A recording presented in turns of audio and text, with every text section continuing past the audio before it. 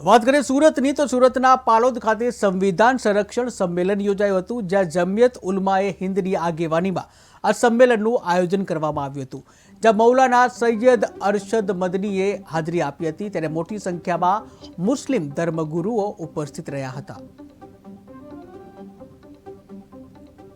આજે જમિયત ઉલમા હિન્દનું સંવિધાન બચાવો એક અઝીમુશાન કાર્યક્રમ યોજવામાં આવ્યું હતું। એ કાર્યક્રમનો મકસદ એ છે કે ભેદભાવ વગર ઇન્સાફની વાત કરવામાં આવે, કોઈ મઝહબનો ભેદભાવ રાખવામાં નહીં આવે, જેના પર બી અત્યાચાર થાય તેના બારામાં આપણી જમિયત ને બધા મળીને, બધા ભારતીય મળીને સંવિધાનનું શરણ લઈને એની ઇન્સાફની, જસ્ટિસની ને સુરક્ષાની વાત કરવામાં આવે कि हवेली झोपड़ी सबका मुकद्दर फूट जाएगा, हवेली झोपड़ी सबका मुकद्दर फूट जाएगा। अगरचे ये हिंदू मुस्लिमों का आपस का प्यार छूट जाएगा, तो दुआ कीजिए कि ये प्यार के रिश्ते आपस में रहे कायम, दुआ कीजिए कि ये प्यार के रिश्ते आपस में रहे कायम।